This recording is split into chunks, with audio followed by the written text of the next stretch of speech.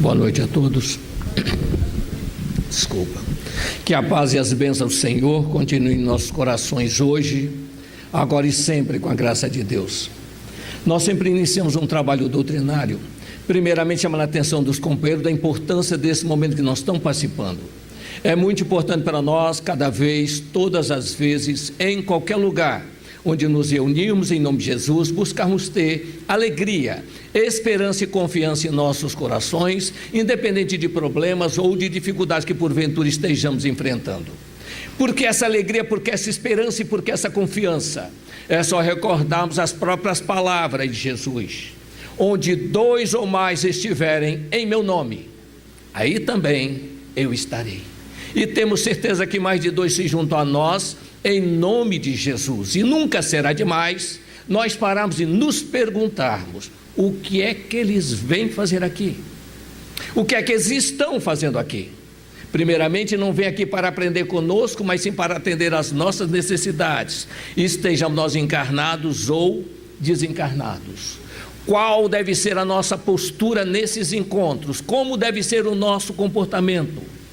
Aprendermos a aproveitar a oportunidade que nós estamos tendo, aprendendo a conversar com eles, abrir o coração a eles, falar de alegrias que nós já tivemos, tristezas que já amargamos, vitórias que já conseguimos, derrotas que não conseguimos esquecer, falar daquilo que nós sentimos que ainda precisamos alcançar para vencermos a dificuldade que a vida ainda nos apresenta.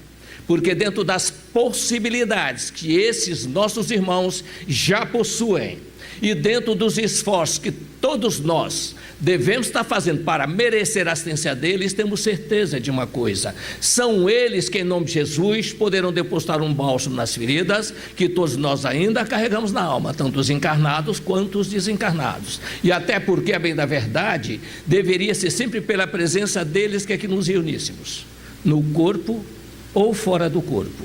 Então, que nós possamos aproveitar esses momentos se repetem a cada vez, todas as vezes, em qualquer lugar onde nos reunimos em nome de Jesus.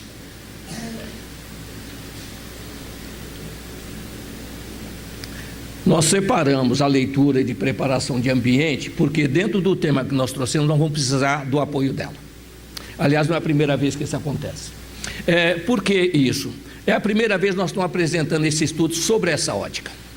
Então, às vezes, nós trazemos algumas ideias que é meio difícil até ser assimilada, né? Então, nós trazemos as fontes que nós buscamos, mas quando nós falamos o Natal, sob a ótica espírita, Natal nós entendemos o nascimento de Jesus, que criou-se vários símbolos em torno dele para nós não esquecermos do fato marcante que foi a sua vinda. Por que esses símbolos são importantes? O povo hebreu tinha como símbolo a comemoração da Páscoa, e Jesus participava dela. Então a participação é para manter viva aquela ideia que deu origem ao movimento, para nos despertar a atenção que nós nunca estamos abandonados aqui. Então nós vamos só dar mostrar uma visão, que são duas óticas que nós vamos mostrar: daqueles que já aceitam Jesus e daqueles que já servem Jesus. São duas coisas diferentes. Quanto mais próximo nós estamos dele, aqueles que já o servem têm uma visão muito maior. Nós temos a visão de Jesus e a nossa. É nisso que nós vamos procurar trabalhar a nossa página de hoje. E sobre isso, como é que nós podemos idealizar? O povo hebreu, ele teve muitas revelações falando sobre a vinda de um Salvador. Foi através de Isaías, Malaquias, vários séculos antes da vida do Mestre. Então, e a própria anunciação marcando alguma coisa diferente, que somente 28 anos após a crucificação de Jesus, que nós tivemos conhecimento através de Paulo de Tarso, que pediu a Lucas que fosse conversar com Maria de Nazaré. Até então ninguém sabia dessas informações, que Maria, como diz no Evangelho, guardava tudo isso no seu coração. E olha, vejam bem, se Paulo não tivesse ido e realmente resgatado essa informação, nós não iríamos ter a condição de ter como foi a sua anunciação. Então, e nessa anunciação, ela não ficou parada ali, que a Maria de Nazaré ainda falou que também foi confirmada aquilo que foi dito a ela quando ela vai levar o menino no templo para ser oferecido, que era o hábito da época, o unigênito ser levado para ser ofertado. E ali Ana e Simeão vieram ao encontro dele. E Simeão diz: hoje eu posso partir, porque o que me prometeste ver a glória de Israel, eu vi, essa criança será a salvação do mundo. Então nós vamos vendo esses acontecimentos. Só que nós também, Maria de Nazaré relatou, as dificuldades que tiveram pelo recenseamento, pela viagem até Belém, não ter lugar na hospedagem, e ter que um lugarzinho na estrebaria para receber o menino. E como berço, uma manjedoura. Enquanto nós vemos esse casal lutando com dificuldade para que o nosso soberano terreno venha até nós, uma pleia de espíritos vão para as colinas conversar com os pastores, anunciando a chegada do Salvador. Alegria no plano espiritual, enquanto as dificuldades estão aqui embaixo, porque eles viam um planejamento sendo idealizado. E nesse aspecto aí, nós colocamos o seguinte: os ensinos de Jesus, que pode ser simbolizado no Sermão do Monte, nas bem-aventuranças e também no Sermão do Cenáculo, e também as suas parábolas. Nós citamos aqui, eu trouxe sempre para reflexão, 3 parábolas, embora tenha mais ou menos umas 6 ou 7 desse teor, que é a parábola da porta estreita, as bodas do filho, a separação das ovelhas dos cabritos. Foram essas parábolas que Jesus motivou a vinda de Jesus. O assunto dessas parábolas motivou a vinda dele até nós. Nós vamos ver ao longo do tempo, discorrendo sobre os acontecimentos. E nós também temos personagens que viveram junto a Jesus. Nós às vezes falamos, fazer igual Jesus fazia, ou como discípulo, não precisa isso. Nós temos que às vezes agir de acordo com nossas possibilidades. Nós temos, por exemplo, o centurião, Jesus disse: em todo Israel não vi tamanha fé quanto a desse homem, e era um homem de armas. Jesus que disse, né? Nós temos, por exemplo, Bartimeu, o cego de Jericó. Nós separamos também aqui a cananita, aquela mulher que realmente se postra aos pés dele, e ele diz: será justo, mulher, lançar o pão da boca dos filhos aos cães? E ele se ajoelha e diz: o senhor tem razão, mas os cães comem das migalhas aqui da mesa do Senhor. Me dá tua migalha e basta, mestre. Ô mulher, por causa dessas palavras, tua filha está curada. É isso que nós temos que aprender com esses personagens: ser humildes e nos curvar diante da grandeza dele, e não usá-lo como apenas atender os nossos desejos. E nós temos também Nicodemos, um doutor de Israel, que vai de noite falar com ele, e reconhece a sua autoridade, que ninguém podia fazer o que ele fazia, se Deus não estivesse com ele. Isso tudo é motivo do nascimento de Jesus. Esse é o Natal, da nossa ótica, dos que aceitam ele. E temos também José de Arimateia, um homem rico e poderoso, que aparentemente não aparece em toda a trajetória, mas está sempre acompanhando os passos de Jesus, dando-lhe a proteção. Inclusive é ele que vai resgatar o corpo de Jesus para lhe oferecer sepultura, junto a Pilatos. E sobre a obra que ficaria implantada, Jesus utilizou Simão Pedro para que nos seus ombros carregasse a sua árvore do Evangelho, a sua doutrina. E Simão Pedro, após a partida de Jesus, materializa esse trabalho na Casa do Caminho. Nascia ali a primeira instituição organizada, sem a presença de Jesus, para continuar a sua tarefa de lutas e sacrifícios. E o tempo corre, e a doutrina espírita só chegou em 1857, mas nós temos que analisar todos esses fatos, porque Kardec fazia esse método. Ele partia, o método de comparação que ele chama, ele partia dos efeitos para a causa. Nós voltamos só com uma outra visão.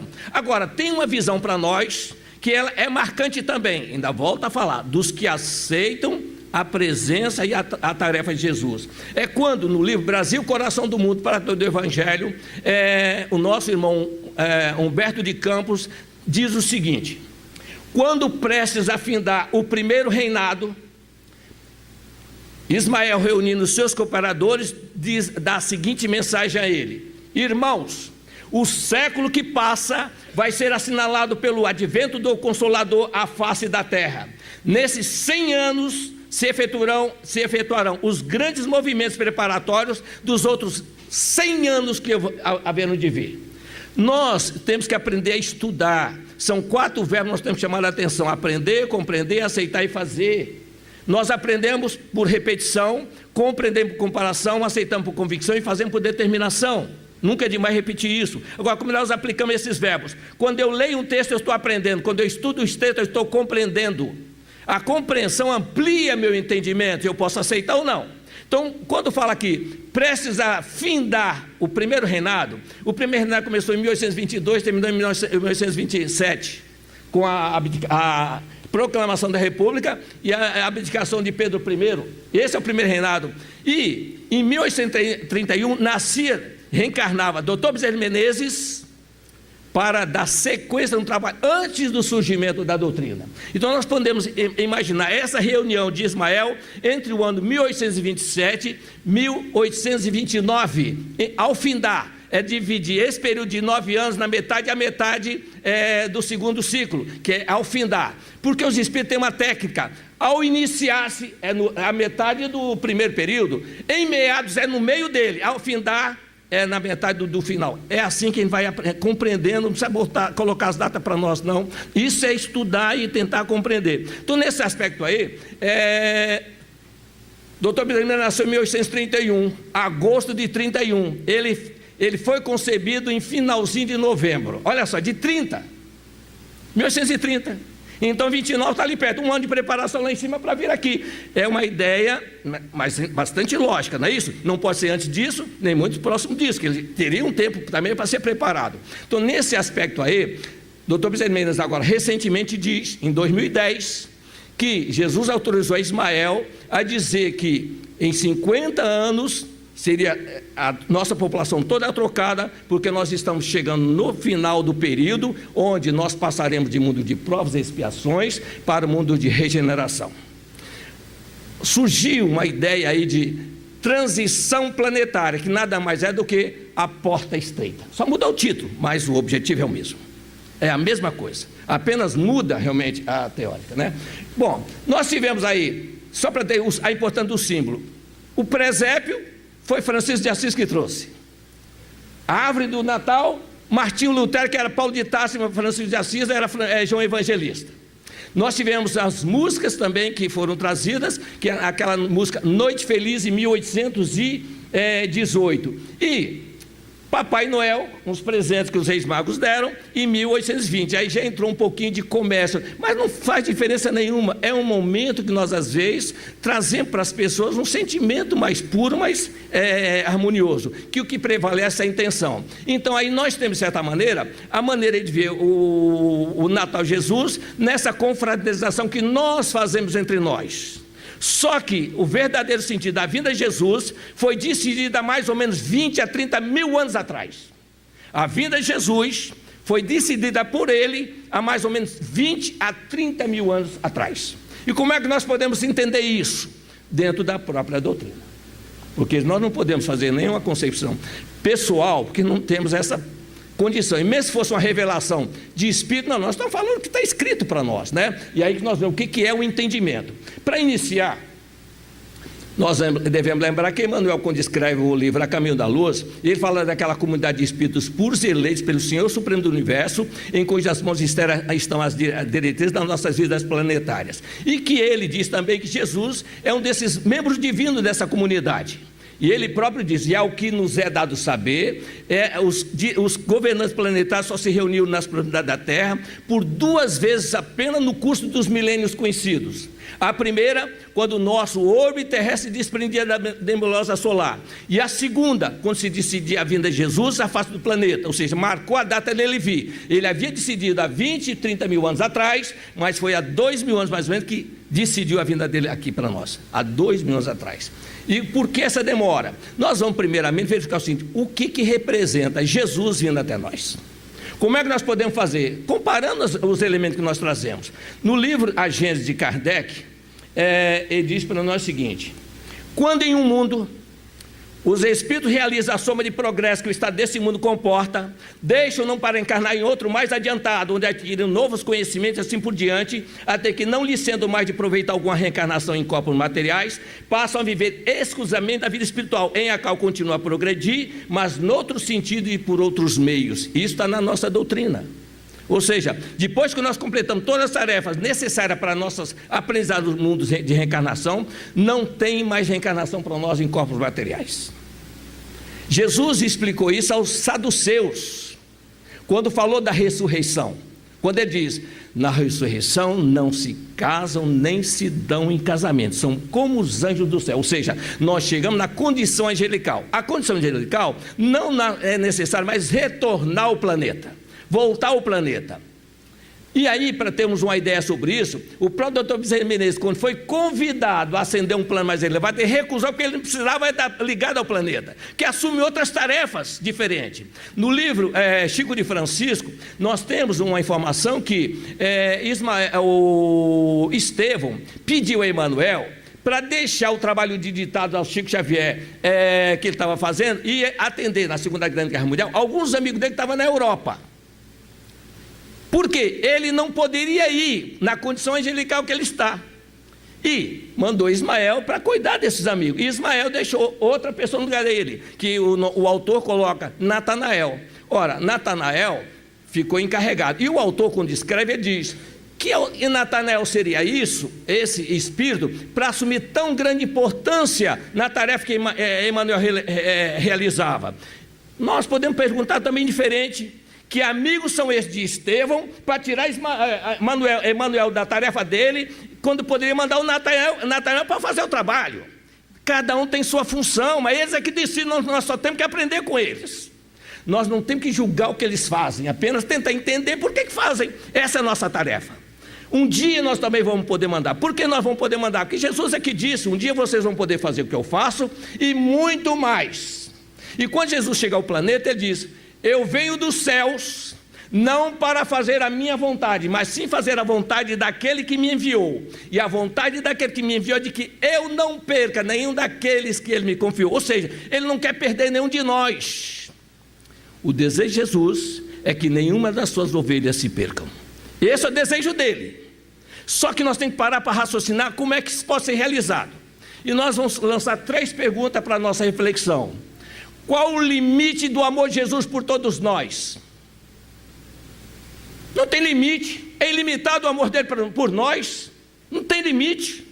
É a primeira pergunta, não é tão difícil responder. E qual o limite da misericórdia de Jesus por todos nós?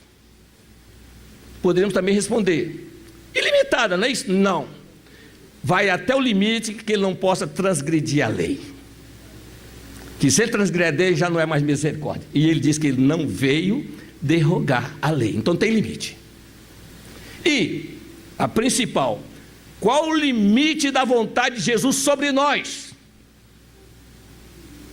O limite da vontade do Mestre chega até nós, até o limite da nossa vontade. Ele não violenta nenhum de nós. Nós é que temos que aceitar ou não as suas orientações. Não há imposição na obra divina. É isso que nós temos que acordar para a realidade. Enquanto nós sofremos imposições daqueles que não respeitam a lei, nós esquecemos que Jesus, por misericórdia, por respeito a nós, não impõe a sua vontade sobre nenhum de nós. E nós temos que acreditar nele e não podemos ficar servindo 2 senhores. Bom, nós falamos que Jesus tem um objetivo. E esse objetivo, nós falamos que está expresso, não é isso? Na parábola Porta Estreita. Nós tiramos a de Lucas para reflexão. Elas são 2, mas a de Lucas ela é mais complexa ou completa do jeito que ela é mencionada. Lucas diz o seguinte para nós: Jesus percorria as cidades e as aldeias, ensinando e caminhando para Jerusalém. E alguém lhe perguntou, olha só, Jesus está andando e ensinando. Alguém lhe pergunta, Senhor, são poucos os que se salvam? Ora, ninguém mencionou o que Jesus estava falando, mas pela pergunta nós deduzimos que ele dizia que seria difícil a salvação de muitos, porque ele não pode impor, tem que se aceitar e fazer. E o planeta vai chegar num período que ele sabe disso, que vai passar por um estágio seguinte. É o único momento que nós vamos ter que nos esforçar para fazer alguma coisa por nós, não é por ele, não por nós. Por quê? Até agora nós não fizemos nada por nós, nós viemos automaticamente no processo evolutivo, somos guiados o tempo todo. Só vai haver uma separação uma vez só. Isso está expresso no livro de Mateus, capítulo 24. Haverá uma tribulação tão grande como nunca houve desde a formação do planeta até agora, nem jamais haverá. É uma vez só que vai acontecer a separação do joio e do trigo. E olha que Jesus coloca para esse companheiro, quando ele pergunta, não é isso? Esforçai por entrar pela porta estreita, porque eu vos digo que muitos procurarão entrar e não poderão. Quando o dono da casa se levantar e fechar a porta, e vós começardes de fora a bater a porta, dizendo: Senhor, abre-nos, e ele vos responder: não sei de onde sois, começareis a dizer: comemos e bebemos na tua presença, e tu ensinaste nas nossas ruas, e ele vos responderá: não sei de onde sois, afastai-vos de mim, vós todos que o praticais a iniquidade. Ali haverá choro e ranger de dentes, quando virdes Abraão, Isaque, Jacó e todos os profetas do reino de Deus, e vós lançados fora. É uma figura que Jesus coloca para nós. Lançado fora, que é que você não vai ficar no planeta mais. E ele avisa nas bem-aventuranças: bem-aventurados os mansos, que esses é que herdarão a terra, ou seja, continuarão na terra. Então serão afastados. E por que ele fala assim? Porque ele já sofreu uma experiência. Quando o nosso planeta chegou no período de provas, o André Luiz, no livro Evolução em Dois Mundos, ele diz para nós o seguinte, que do vírus até o homem das cavernas, nós gastamos 15 milhões de séculos viajando. E do homem das cavernas até estágio nós estamos, são 200 mil anos em processo evolutivo. 200 mil anos. Mundo de provas, e nós temos o período, primeiramente, a inteligência desabrochando, mas tem um período de 160 mil anos que ainda está fragmentário o nosso raciocínio. E no livro Libertação, o André Luiz, através de um orientador espiritual, diz: como humanidade nós estamos raciocinando há 40 mil anos. Ora, se nós juntarmos, é aí que nós temos que ter interesse em conhecer o nosso passado e saber em que situação nós nos encontramos. Se o André Luiz diz que nós temos 200 mil anos do período da caverna até agora, e no Libertação ele diz que nós estamos raciocinando há 40 mil, 160 mil é o período anterior. Quando nós passamos por período de raciocínio, em um planeta distante, no sistema da Capela, uma humanidade lá que está semelhante a nós aqui, agora, começou o processo de seleção e os diretores dos cosmos decidem então enviá-los aqui para o planeta Terra. Como é que Emmanuel descreve isso para nós? Há muitos milênios, um dos orbes da Capela que guarda muitas afinidades com o globo terrestre, atingir a culminância de um seus extraordinários ciclos evolutivos. As lutas finais de um longo aperfeiçoamento estavam delineadas, como ora acontece convosco relativamente às transições esperadas do século XX, nesse crepúsculo de civilização. Nós lemos isso aqui, não chamou a atenção de ninguém, não é isso? Mas olha só o que ele coloca aqui: como acontece convosco, ele não diz conosco, então não está inserido na questão. Por que ele não se colocou? Porque existem aqueles que já alcançaram a condição de continuar, e outros que não. Está falando para quem não conseguiu ainda. Então, quais são esses que conseguiram? São aqueles profetas, os discípulos, os apóstolos, os bem-aventurados. Esses que realmente já estão definidos. Continuarão no planeta, que estão fazendo tudo pelo planeta. O próprio Emmanuel, no livro Pão Nosso, na lição 89, falando sobre as bem-aventuranças, ele diz: bem-aventurado é um título que Jesus concede àqueles que lhe partilham as experiências e trabalhos. Então, essa posição está definida. Então, existem esses trabalhadores de Jesus que nós temos. Vão pedir ao Pai que mande mais trabalhador, que a serra vai crescer, os trabalhadores são poucos. Então, repara bem, Emmanuel, não é só Emmanuel que fala. O vosso mundo, quando nós não vemos aí no Evangelho falando, nós não percebemos que ele está falando ele não fala do nosso mundo. Ele está aqui, mas não é o mundo, porque nós estamos, qual é o mundo nosso? Do umbral até as trevas. É esse o mundo nosso. Os que passam acima disso já têm outra visão. Só para ter uma ideia sobre isso, no livro há 2000 anos, quando Simeão e Ana e Lívia, e Ana também chegam no plano espiritual acima das regiões umbralinas, eles encantados com o plano que eles alcançaram, se for necessário nós voltaremos de novo, é tão pouco que a gente tem que fazer para alcançar essa benesse. Mas porque chegaram lá, mas fizeram aqui.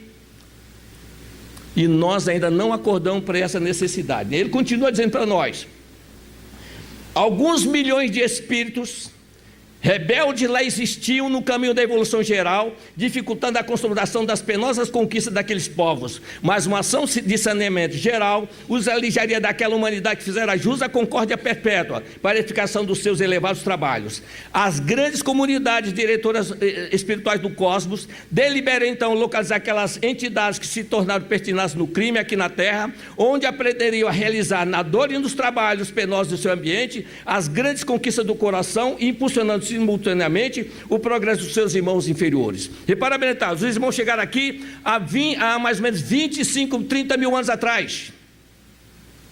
Nesse período chegaram aqui. Nós estamos vivendo a era do homem das cavernas.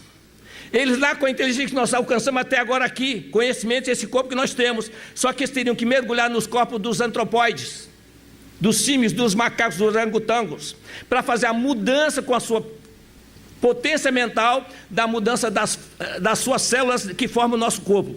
Para ter noção sobre isso, que Jesus diz, quem é no pouco, também é no muito. Nós temos que aprender a fazer comparação com tudo até o nosso redor, se queremos entender o mecanismo como nós estamos vivendo sobre a condição deles.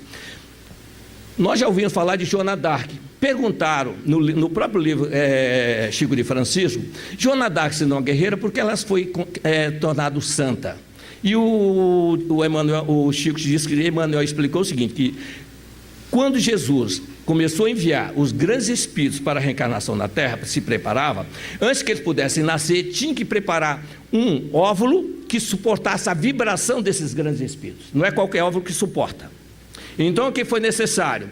Criar umas matrizes desenvolvidas, fortalecidas cada vez mais, para que realmente quando esses espíritos chegassem, não explodissem esses óvulos com a vibração que eles possuem.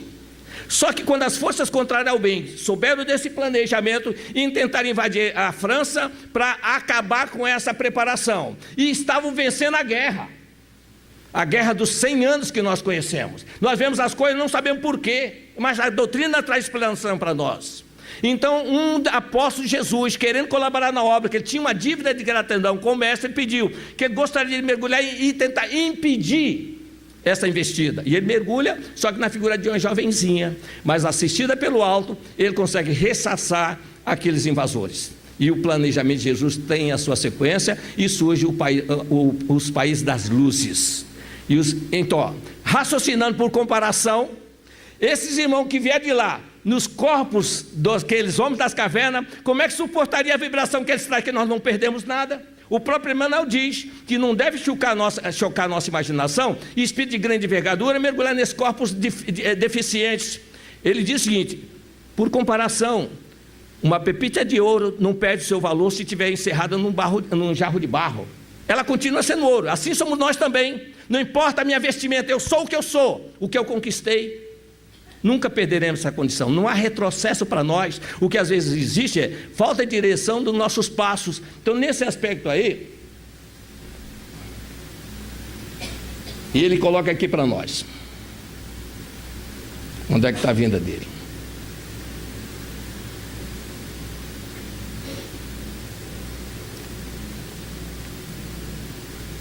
Aquelas almas reencarnaram proporcionalmente nas regiões mais importantes, onde se haviam localizado as tribos e famílias primitivas, descendentes dos primatas. Com a sua reencarnação no mundo terreno, um grande acontecimento se verificara no planeta. É que com essas entidades nasceram no orbe os ascendentes das raças brancas. Grande percentagem daqueles espíritos, rebeldes com muitas exceções, só puderam voltar ao país da luz e da verdade, depois de muitos séculos de sofrimentos expiatórios. Outros, porém, infelizes retrógrados, permanecem ainda na terra nos dias que correm, contrariando a regra geral em virtude de seus elevados passivos de débitos clamorosos. Por que nós chamamos a atenção sobre a importância da leitura dessa página? Nós não falamos aqui só para os encarnados, não. A preocupação de Jesus é com todo necessitado. Para quem não sabe, na questão 378 do Consolador de Emmanuel, perguntará a ele que razão são trazidos irmãos desencarnados de reuniões públicas para serem orientados, doutrinados, disciplinados. Vocês poderiam ouvir os seus amigos espirituais. E o Emmanuel responde o seguinte, que muitos espíritos desencarnam presos nas suas ideias fixas, não conseguem ver nem ouvir os seus amigos espirituais. São trazidos por esses mesmos amigos às reuniões públicas para auxiliar por esses mesmos amigos a num trabalho comum entre encarnados e desencarnados levar a informação a eles. Para quem quiser tirar uma prova disso, que a nossa doutrina é uma ciência, André Luiz perambulou 8 anos sem ver nem a mãe dele, nem Clarice estava o tempo dele ao lado dele. E realmente sofreu sem necessidade, porque não tinha intercâmbio. Então muitos espíritos, nesse período final dessa seleção, são trazidos por seus meus amigos, e isso é que é amizade. Doutor Bezerra abriu mão da sua ascensão por causa de amigos que ele tinha aqui. Quinto Val fez a mesma coisa no passado. Nós vemos que essas amizades, ela não fica presa às nossas conveniências de momento. Elas estão pensando em alguma coisa mais adiante. Então, quando nós trazemos informação, e por que nós também alertamos sobre isso? Doutor Bezerra Menezes, certa feita, conversando com um homem muito erudito, com a ciência muito avançada, durante 4 reuniões tentando convencer sobre a proteção divina que nós recebemos. E o que ele faz? Ele começa a falar 4 reuniões tentando doutrinar, e ele não aceita aquelas ideias. E doutor Bezerra, por final, diz: meu irmão, eu me sinto culpado em não alcançar o seu entendimento. Tudo que eu poderia falar, eu já te falei. Mas você permitiria que eu orasse por você? Não vai fazer mal nenhum? Pode. E ele começa uma oração. E na oração que ele faz, talvez assistido pela ambiência dos amigos daquele companheiro que for ali, ele realmente se expande, as lágrimas vêm. Quando ele termina a prece, faz um silêncio. E aquela entidade, através do médico que se comunicava, diz: bom velhinho, não foram as tuas palavras que me convenceram, mas o teu sentimento. Vou pensar em tudo que você me disse. Então, é importante isso, é pensar. Não existe imposição. Nós, quando trazemos a informação, não é para convencer ninguém. Se Jesus não convenceu, quem de nós temos a ideia de convencer? Nós trazemos só a informação. Eu pediria agora ao nosso irmão para ler aquele texto do verso aí. Leia para nós, por favor. Você pode ler esse texto aqui e daqui para baixo. Você lê tudo ou não? Só isso aqui. Esse primeiro aqui, esse aqui. Que aí fecha o motivo que nós estamos pedindo. É indispensável, portanto, guardarmos muito senso da obra evolutiva que preside aos fenômenos do universo. Do universo, hein? Não é da Terra, não. É necessário, pois, que os discípulos da Revelação Nova, com o cristianismo redivivo, aprendam a valorizar a oportunidade do serviço de cada dia, sem inquietudes, sem aflições. Todas as atividades terrestres enquadradas no bem procedem da orientação divina, que aproveita cada um de nós outros, segundo a posição em que nos colocamos na ascensão espiritual. Aproveite cada um de nós. Não vos preocupeis com o que é vez de dizer, disse Jesus. Abri a boca. O Espírito Santo falará por vós. Hoje não precisa mais, nós temos toda a literatura, é só descobrir onde está. Olha só como Jesus decidiu a vida dele. Diz Emmanuel no Caminho da Luz: foi assim que Jesus recebeu aquela turba de seres sofredores e infelizes. É aí que está o ranger de dentes, as dores, os medos e o ranger de dentes. Abençoou-lhe as lágrimas santificadoras, fazendo-lhes sentir os sagrados triunfos do futuro e prometendo-lhes a sua colaboração cotidiana e a sua vida no porvir. Foi aqui que Jesus prometeu a eles. Receberam eles, sabia Jesus, isso aqui é gratidão do mestre, que ele sabia que aqueles espíritos, embora rebeldes lá, seriam muito úteis aqui pelo conhecimento que eles traziam. Então, ao reencarnar em corpos que eles teriam dificuldade de manejar, eles tinham que se adaptar à nova situação. Embora Emmanuel disse que muitos, contrariando a regra geral, não voltaram. Por isso nós vemos a liberdade que nós temos de agir. Vamos chegar à perfeição, mas sofrer até quando? Por impertinência. Por isso nós chamamos a atenção sobre os 2 verbos também que nós temos que ter: participar e praticar. Nós às vezes estamos numa doutrina, nós participamos e não praticamos. O que adianta? É praticar. Porque na prática que nós... Por que a participação? Participar às vezes pode ser motiva. A gente pode assistir uma missa ou uma reunião por assistir. Eu estou participando, sim. Não tem objetivo, às vezes é hábito, costume. Já na prática não, tem que ter um objetivo. Sem objetivo não vamos a lugar nenhum. Então nós temos que ter um objetivo, né? E o objetivo de Jesus é que nós não nos não perder não de nós. Mas ele poderia muito bem dizer: a vontade daquele que me enviou é que nenhum de vocês se perca. Poderia jogar para nós, não, ele não jogou assim, ele disse que eu não perco nenhum de vocês. E veja o carinho que ele tem por nós, numa expressão que ele coloca no Evangelho de Mateus, quando diz o seguinte: ó Jerusalém, Jerusalém, Quantas vezes quiser eu ajuntar os teus filhos como a galinha junta os seus pintos debaixo das asas e não quisestes? Pois eu vos declaro que desde agora, de modo nenhum vereis até que digais, bendito aquele que vem em nome do Senhor. É só dizer isso e aceitar isso dentro de nós. E não exige muito, exige? Não. Não exige. Nós falamos que um ser angelical não volta mais um planeta. Jesus, mas um ser angelical, qual é a função de um anjo? Nós temos aí, Ismael dirige nosso país, não dirige nosso país? Dirige nosso país. É um anjo, é o serviço de um anjo. Jesus, quando o convoca, diz: Ismael, confia ao teu coração o destino do Brasil, que será o coração do mundo e a pátria do Evangelho. Dessas terras, não falou Brasil naquele tempo, né? Dessa será o coração do mundo e a pátria do Evangelho. Escolha quem você queira para participar desta obra. E ele escolheu todos que ele queria, sem discriminação nenhuma. Pois bem, essa é a função de um anjo. Agora, um anjo não consegue construir um planeta. E Jesus construiu um planeta sem nunca ter encarnado. E mesmo assim, esse ser desse potencial todo vem até nós num corpo físico, quando poderia mandar as mensagens através de um médium. Por quê? Porque ele prometeu. Promessa é dívida. E nós temos que enxergar isso nele. Poderia mandar milhares e milhares de servidores e todos viriam, mas ele fez questão de vir pessoalmente trazer sua mensagem, porque ele prometeu. Por que isso? Nós falamos gratidão, gratidão daqueles seres que vieram até aqui e lançaram novas luzes, ganhando tempo. E às vezes os trabalhadores fazem ele perder tempos. Só para ter uma noção sobre isso, o Emmanuel disse que no período da Idade Média, no cronograma do nosso processo evolutivo, nós perdemos 600 anos, 6 longos séculos. Num projeto de 2000 anos, um terço perdido, como é que fica quem está trabalhando naquilo? Com tempo, quase nenhum. Porque tem um cronograma, e tem que se respeitar esse cronograma, porque o que faltou ser feito, não é isso? O próprio livro Universo e Vida do Áureo, ele também mostra para nós uma visão dessa, quando ele diz: como os grandes espíritos são solidários entre si, também são os mundos e as humanidades que eles governam em nome do Criador.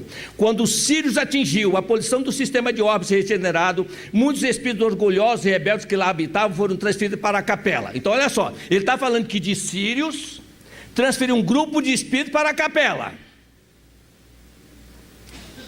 que era na ocasião um sistema de mundo de provas e expiações que nós estamos agora.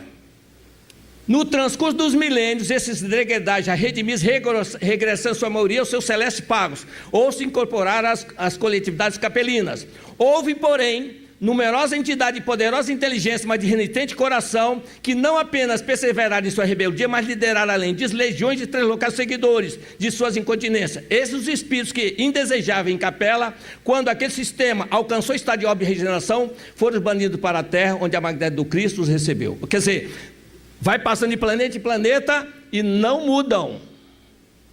E aí nós enxergamos o quê? Não há imposição. Nós não podemos só enxergar rebeldia. Porque aqui na rebeldia nós sabemos como tratar, não sabemos? Se nós estamos educando a pessoa, deixa comigo que ele vai ver o que é bom para tosse. Não é assim que nós falamos? Então, nesse aspecto aí, nós às vezes usamos essas expressões que pela força, a força não resolve o problema espiritual, só apenas a disciplina pelo medo, e Jesus não quer ninguém, não é nem Jesus, o Criador não quer ninguém com medo dele. Acabou aquela ideia do Deus dos exércitos, é o Deus de amor. Ele sabe que todos vão chegar lá no final da linha, só que Jesus gostaria de apresentar o máximo possível desses trabalhadores. E o nosso irmão Edgar Armon, naquele livro lá da capela, traz para nós uma imagem, né, sobre a visão que ele teve desses seres do início nosso, quando nós começamos a chegar no nível da civilização dos homens das cavernas, e a chegada daquele que foi simbolizado com a figura de Adão. É uma mensagem, nós estamos trazendo um resumo dela, só para ter ideia que tem, nós estamos dizendo, porque olha só, não adianta trazer tudo, quem está interessado é só trazer a página, vai lá e procura nos livros para se ampliar. Nesse estudo aqui nós falamos mais para os desencarnados que vêm, que eles não têm essa chance de ler livros. Nós temos, é o interesse de cada um. Então ele diz o seguinte para nós: eis como eles foram vistos pelo Espírito de João Evangelista em comunicação dada na Espanha no fim do século passado. Adão ainda não tinha vindo, porque eu vi um homem, dois homens, muitos homens, e no meio deles não via Adão, e nenhum deles conhecia Adão. Eram os homens primitivos, esses que o meu espírito absorto contemplava. Era o primeiro dia da humanidade. Porém, que humanidade, meu Deus! Meu espírito não via o homem do paraíso, via muito menos que o homem, coisa pouco mais que um animal superior. Se tivesses visto como eu, o homem do primeiro dia, com seus braços magros e esquálidos, caídos ao longo do corpo, com suas grandes mãos pendidas até os joelhos, vosso espírito teria fechado os olhos para não ver e procuraria o sono para esquecer. Ele, no avanço que ele teve, João, teve essa visão do início, porque isso é possível chegar. Há recurso para levar o próprio Apocalipse, para quem não sabe, o Apocalipse foi João vendo uma providência de Jesus, porque ele trazia o Evangelho. Se trouxesse o Evangelho com todos os espíritos, sem haver uma mudança da sua população localizada, seria muito difícil a implantação do Evangelho, como Jesus previa. Ele ficaria pouco tempo aqui. Então, qual foi a providência? João descreve a seguinte forma essa visão: eis que vejo um anjo descendo dos céus, trazendo nas mãos a chave do abismo, na outra uma corrente. Ele aprisionará Satanás por 1000 anos. Depois de 1000 anos, Satanás será solto por pouco tempo. Qual era a ideia de Jesus, o pensamento de Jesus? Retiraria da cruz planetária 2 bilhões de espíritos simbolizados na figura de Satanás. Encerraria durante 1000 anos em 5 cidades, em 4 cidades com 500 milhões cada uma delas. Enquanto isso, os seus servidores poderiam acelerar o processo de implantação do Evangelho. E aí, quando eles chegassem aqui, eles teriam alguma coisa para saborear na árvore do Evangelho. Só que os que ficaram não suportaram nem a pressão daqueles que mais não eram tão assim rebeldes, que levaram Jesus à crucificação. E talvez muito do servidor de Jesus estava presente naquela situação. Nós mesmos, já ouviram aquela expressão, quando às vezes alguma coisa errada, eu acho que eu tirei pedra na cruz, e alguns ainda chegam a dizer, eu acho que acertei. Então nós temos que ter cuidado com a expressão, que se eu não estava lá e estava aqui, eu tinha que ter mudado um pouquinho mais, fazer uma transformação. Nós olhamos a coisa de uma maneira muito simplória, quando a coisa, na ótica de Jesus, não tem essa visão. Ele quer realmente que nós acordemos para a nossa realidade. Imagine só, essa visão que João tem, está mostrando para nós o mundo que nós vamos encontrar. Quem não ficar aqui? São milhões. No livro no Obreiro da Vida Eterna, há uma informação seguinte: há milhões de espíritos que há mais de 10 mil anos não saem da crosta planetária. Nasce, renasce, como árvores no mesmo local, no mesmo solo, sem sair do planeta. Milhões a mais de 10 mil anos. O que significa 10 mil anos? Nós falamos aqui que Jesus tomou a decisão há 20, 30 mil anos atrás. Por que nós falamos 30 mil anos atrás? Porque aqui estava entrando no mundo de provas. Se está 40 mil, não vamos trazer isso aqui logo no comecinho, primeiro 10 mil anos de adaptação dos novos espíritos no seu corpo que estão sendo criados, para facilitar mais o trabalho daqueles que vão vir para cá. Tudo obra para facilitar as coisas para quem quer colaborar. É isso que nós temos que entender. Nós temos que penetrar na mente deles, embora não possamos fazer o que eles fazem, mas tentar imaginar o que eles fazem, para nós termos esse atributo da imaginação. Para que serve ela se nós não usamos o raciocínio? Agimos por instinto. O que é o instinto? Uma inteligência sem raciocínio. Sem raciocínio não é só instinto que nós usamos. Questão 73 do Livro dos Espíritos. Está lá bem claro. O instinto é uma inteligência sem raciocínio. Nós já estamos raciocinando há 40 mil anos. O próprio André Luiz diz, vou dizer para vocês, é um tempo muito curto para ter realmente algum resultado. Olha o seguinte: e entendendo que a civilização aluída floresceu há mais ou menos 200 mil anos, preparando o homem com a bênção do Cristo para a responsabilidade, somos induzidos a reconhecer o caráter recente dos conhecimentos, que lhe habilitarão a consciência terrestre mais ampla de graça e sendo cósmica. Aí se eu leio esse texto aqui, bom, se é recente, o que vai me tirar daqui do planeta? Não, é recente pela nossa teimosia e não aceitar, só isso. Temos que ter cuidado com as palavras. Nós falamos determinação. Determinação quando a pessoa está determinada. Jesus mostra a determinação na figura do filho pródigo. Caindo em si, ele diz: levantar-me-ei e irei ter com meu pai. Isso é determinação. Paulo de Tarso, quando reconheceu que ele estava errado, só disse: Senhor, o que queres que eu faça? E fez. Isso é determinação. Só que às vezes nós confundimos determinação com teimosia. É quase a mesma coisa, só que em caminhos diferentes. Nós somos às vezes teimosos. Não queremos mudar por nada. Tudo bem, vamos passar porque não pode mais retroceder. Não há retrocesso para nós. Nunca mais nós voltaremos nos meios no mineral, vegetal ou animal. Mas no hominal nós voltamos, nem que seja nesse período aí. Quantas vezes for necessário? Questão 224A do Livro dos Espíritos. Kardec pergunta: quanto tempo pode demorar uma encarnação? Um intervalo de uma encarnação para outra. E os espíritos, desde algumas horas até alguns milhares de séculos. 1 milhar de séculos são 100 mil anos. O menor número de alguns é 2. Então poderia demorar no mínimo 200 mil anos, não é isso? Então, enquanto nós que estamos aqui, chegamos aqui nesses 200 mil anos, tem irmão nosso aí que não teve uma encarnação sequer. Como é que nós podemos reclamar de falta de oportunidade? Como nós podemos alegar que ninguém se preocupa conosco? Nós temos que rever os nossos princípios, que aqueles que têm deliberadamente a ideia, eu não mudo, porque quando nós falamos daqueles dos 2 bilhões que ficam lá em cima, o Miramês no livro Francisco de Assis diz que lá quando eles lá estavam, o plano deles era destruir tudo que Jesus fez aqui embaixo. Esse era o plano deles. Enquanto Jesus disse no Evangelho: ainda há outras ovelhas que não estão nesse rebanho, mas um dia eles ouvirão a minha voz, e haverá um só rebanho para um só pastor. Claro que muitos deles se transformaram, gente. Agora, repara bem o detalhe: muitos dos que nós conhecemos aqui, rebeldes, olha só, Alarico, rei dos visigodos, não era nem ele estava antes dos 1000 anos, estava aqui, e nós vimos que ele fez serrar pessoas vivas para mostrar a grandeza dele, o poder dele. Mais tarde ele se dobrou. E recentemente, nos nossos dias, ele se dobrou as evidências.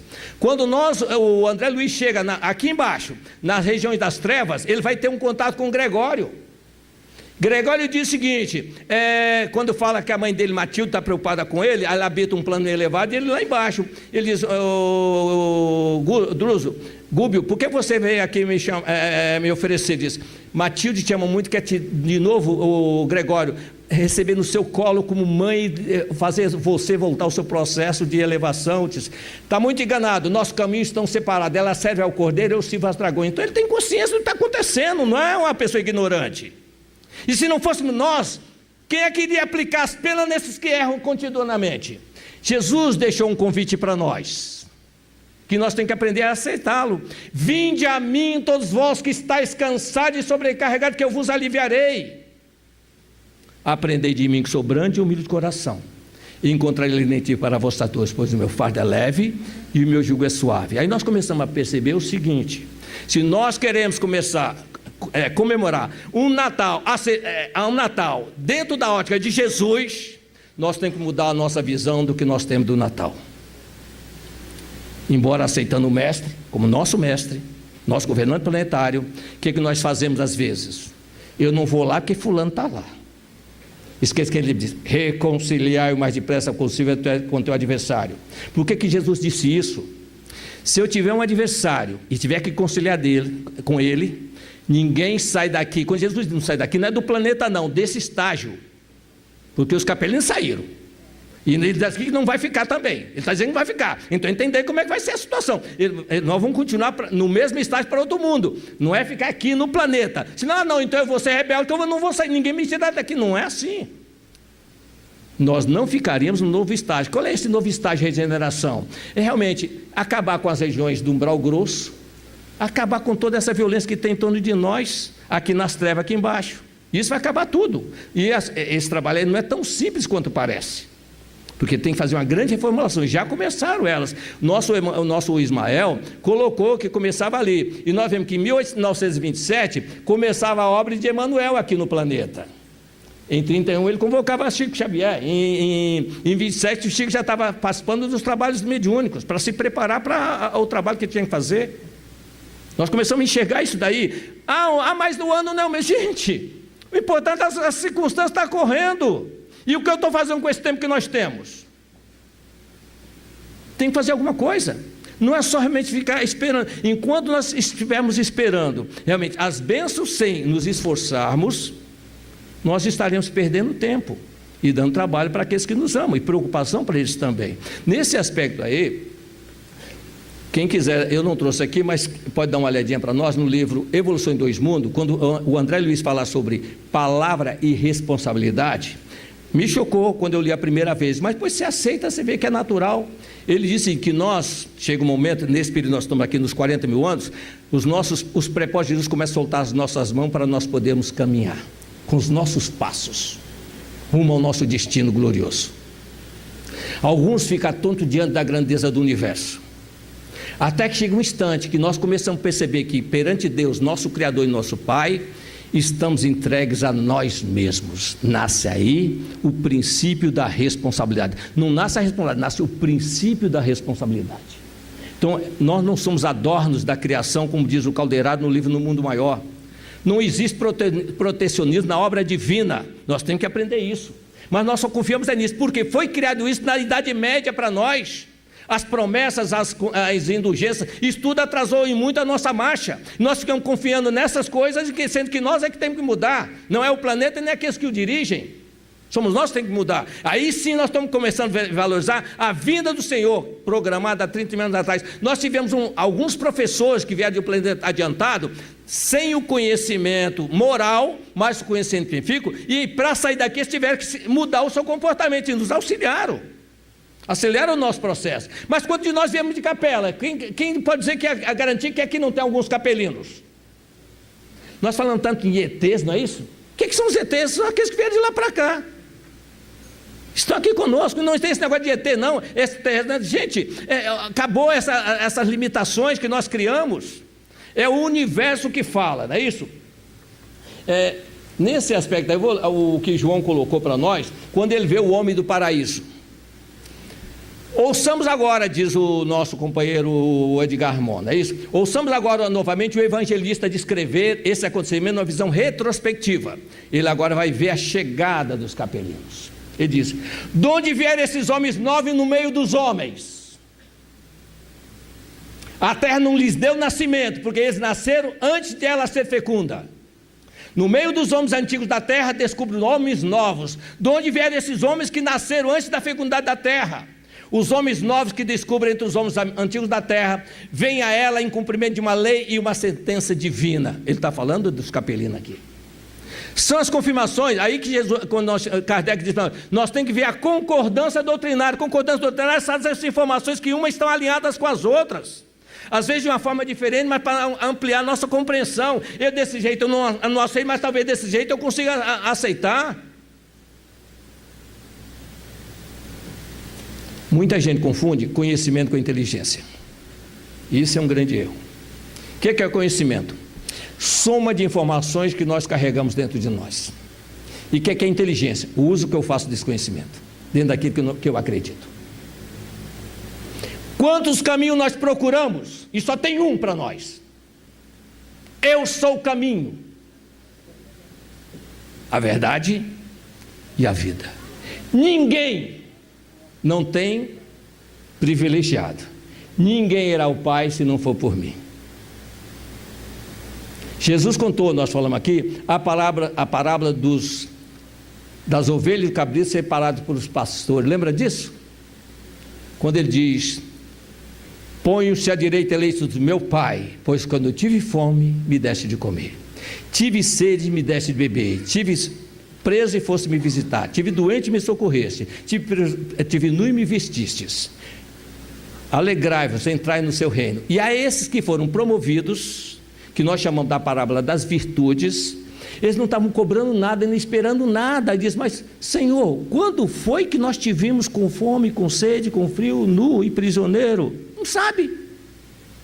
Quando fizestes a um pequeninos, foi a mim que o fizestes. Ou seja, enquanto nós estivermos relacionando com o que nós fazemos, para não merecer passar pelo que estou passando, eu ainda não estou dentro desse clima. Quantas vezes nós alegamos isso? Mas depois de tudo que eu faço dentro da doutrina, eu passo por isso. Lívia teve diante de Jesus nos seus últimos momentos na cruz. E ela diz: dobramento, chegou diante dele e viu aqueles seres celestiais toda a redor, aos milhares. Vindo, olha só, o governante planetário, quando souberam que ele estava retornando, todos os arcanjos vieram a recebê-lo aqui. Aqueles governantes planetários enviaram seus emissários para ver junto com ele. E Lívia teve essa visão e transcreve isso através do Emmanuel para nós. Nós vemos a dor no sofrimento da cruz, e Jesus é a libertação, para ele voltar a comandar o nosso planeta. E sabe qual é o trabalho de Jesus? 1, 2, 3, nosso planeta andou 100 km do espaço. 1, 2, 3, mais 100 km do espaço, ou seja, 30 km por segundo. Significa o quê? Desde a sua formação ele tem essa velocidade. E tem alguém que está no comando para não poder sair da rota. Da mesma forma que o nosso planeta avança, os outros planetas também, por isso os governantes vieram para cá, porque se o governante não está presente, nós temos que dar suporte na ausência dele. Veja, isso chama-se solidariedade, porque também os planetas estão em risco se alguém não completar a tarefa. Ah, não, mas são o Ismael, e aí nós entendemos por que essa relação. O Ismael, quando começou apenas a lidar conosco aqui, os primeiros colonizadores, ele não conseguia coordenar a ação dos estrangeiros lidando com os selvagens. Ele então fica sem saber o que fazer, vai até Jesus em prantos. Senhor, eu não consigo fazer que respeite os simples e humildes que receberam a todos nós. Acalma teu coração, Ismael, disse ele. Nos planos abismais encontram-se seres que erraram nas cruzadas, nas inquisições e em muitas outras formas, e pede uma nova oportunidade. Vá até eles, Ismael. Diga a eles que tem uma nova terra da promissão, que eles poderão pagar os seus débitos, procurando corrigir os seus males, ajudando no progresso. E Ismael vai até esses irmãos e abre a sua bandeira, Deus Cristo, caridade, e convoca eles ao trabalho. E ele diz: ao coração do Senhor chegará a sua súplica, a minha presença aqui é a resposta dele. Aqueles que quiserem mudar suas vidas de dor e sofrimento, deem um avanço em minha direção, porque existe uma terra da promissão que aguarda o trabalho, o sacrifício e as lágrimas de vocês. Todos avançarem em direção a ele. E aí começaram a reencarnar em solos africanos e vieram aqui em corpos de escravos. É uma lei aplicada para quem quer mudar de rumo. Será que nós precisamos chegar a esse nível para mudar? Ou podemos usar a inteligência para não precisar passar por essa experiência? É questão de foro íntimo nosso. É só procurar, não precisa nem fazer, é só não desejar o mal. Às vezes não desejar o mal já é um bem dentro de alguns conceitos nossos. São coisas que nós temos que parar para analisar. O que eu posso fazer para mudar dentro de mim algumas concepções? Nós hoje temos um problema com parentes, com colega de trabalho, com um monte de coisas. Com todo o conhecimento que nós possuímos, ainda estamos presos a isso. Vê a 48 para nós aqui, por favor. Só para a gente ir fechando a ideia, para vocês terem uma ideia. Cooperemos fielmente. Vê se não é isso. Não é isso? Lê para nós, até um pedaço aí para nós.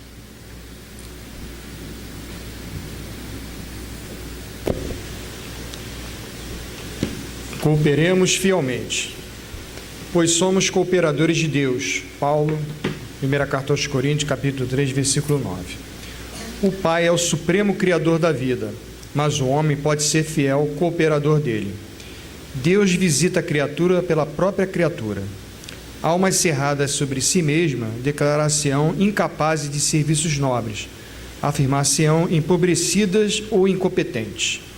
Há companheiros que atingem o disparate de se proclamarem tão pecadores e tão maus que se sentem inabilitados a qualquer espécie de concurso sadio na obra cristã, como se os devedores e os ignorantes não necessitassem trabalhar na própria melhoria. Pode parar aí.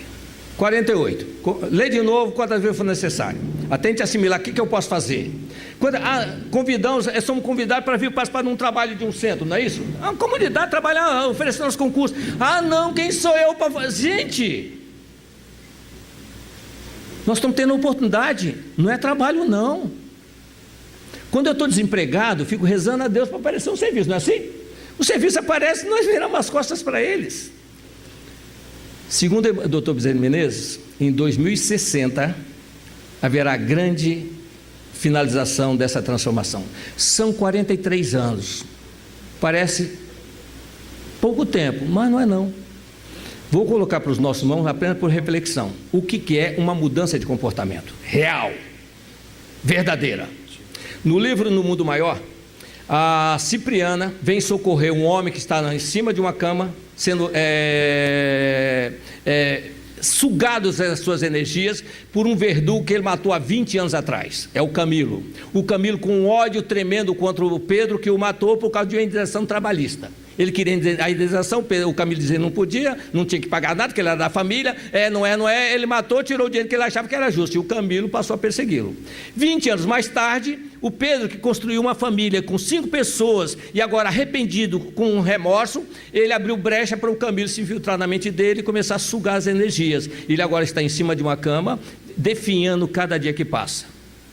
Quando o André Luiz chega para visitá-lo com o Calderaro, ele vê os dois engalfinhados no chão. Você vai lá na cama, vê lá, aí ele está respirando mal, diz, que às vezes está com, né, com sono ou com um pesadelo. Não, os dois estavam engaixando, o reflexo do corpo era o que estavam lutando no chão. Aí o André Luiz pergunta, Calderaro, você não vai separar os dois? Calma, André, aqui não basta conhecimento, tem que ter sentimento. Nós ainda não aprendemos a sofrer a dor do nosso irmão. Mas calma, vai chegar quem sabe. Daí a pouco chega Cipriana, um anjo de luz. O Espírito ainda trabalha no nosso meio, mas a luz que ela ostenta, quando Pedro a enxerga, e olha só, o Pedro e o Camilo não enxergaram nem o Calderaro e o Camilo, que ainda é uma luzinha pequena, mas a Cipriana se fez visível a eles, e o Pedro se ajoelha diante dela e diz, Mãe Santíssima, eu não mereço essa graça, eu matei um homem. Pedro, eu sei, não sou quem você pensa, sou apenas tua irmã, mas você não devia ter feito isso. E o Camilo do lado aí, mas eu quero perdão, eu quero ser perdoado, me perdoa o meu erro. Pedro, você está no caminho. Camilo, perdoa o Pedro. Perdoar? Tirou minha vida. E ela diz, Calderaro, nós vamos conversar com o Camilo na casa do Pedro. Aí o Calderaro vira para o André, é isso que é importante nós sabemos, e fala, aqui por desencarnar estão presos à terra. O Calderaro diz para o André Luiz o seguinte, André, o Pedro que matou o Camilo, não diz com essa palavra, só para entender, né? Depois lê lá, vocês vão ver. Ele, com perdão, com arrependimento dele pedindo perdão, ele agora está leve, a irmã consegue transportá-la sozinho. Mas o Camilo, com ódio que ele tem do Pedro, ela não consegue levá-lo. Nós vamos ter que os dois juntos levá-lo até a casa do Pedro. Então olha só, precisa 2 para levar um. E eles vão. Quando chega na casa do Pedro, ela volta de novo a conversação com ele. Camilo, você não perdoa o Pedro, há 20 anos que você não faz outra coisa a não ser odiar. Será que vale a pena ele ser tão baixo para cobrar uma dívida? Mas que posso fazer alguém que tira minha vida? Camilo, ela conta a vida dela, o que ela sofreu e nunca se revoltou. E ela fala com tanta emoção para ele da sua vida, que o Camilo em pranto diz, mãe, se você não me amasse, eu não falaria desse jeito comigo. Eu quero perdoar, mas não consigo. Se você quiser, eu te ajudo, Camilo. Eu quero sim, mãe. E ela abraça com ele e diz, Camilo, perdoa, Camilo. Diz, eu perdoo sim, de coração. Ó, Camilo, bendito é os céus que você compreendeu a vantagem de um perdão. Calderaro, pode levar o Pedro para o hospital. Eu agora consigo levar o Camilo. 1 hora de conversação eliminou 20 anos de ódio. Quando nós queremos. Esse ódio que nos deixa chumbar da terra. Não dá para levar. O plano não absorve. Nós não podemos subir. Tem que continuar aqui. Então, o perdão beneficia quem perdoa, não quem ofende. Vamos começar a entender esse mecanismo do perdão. Não, eu não perdoo. Se não perdoardes aos homens as suas ofensas, também o Pai Celestial não vos perdoará a vós. Que nós possamos compreender o esforço de Jesus e que não seja em vão por nossa causa. Não sejamos nós a lamentar no futuro, não temos aproveitado a oportunidade de ter realmente seguido os seus passos. E o pior, às vezes, nós deixado escapar algum irmão nosso para essas regiões e não fizemos nada para mantê-lo junto a nós, porque achamos que ele não merecia a nossa compreensão, o nosso entendimento. Só para finalizar, Jesus diz naquela parábola, e vocês que não, quando eu tive fome não me desse comer, vão para os... Mas quando foi que nós tivemos com fome, com sede e não te atendemos? O Senhor diz, toda vez que vocês não fizeram o pequenino, foi a mim que vocês não fizeram. Agora vocês irão parando, haverá choro e ranger de dentes. Que nós realmente saibamos o que é. Jesus assistiu à chegada desses capelinos aqui e ele viu que sofrimento eles traziam no coração. E ele não gostaria que nenhum de nós sentíssemos isso, indo sem ele fazer todo o esforço para nos mostrar realmente o que nós podemos fazer por nós mesmos, não é por ele, não é por nós mesmos. Que o Senhor nos abençoe. Perdão, amigo.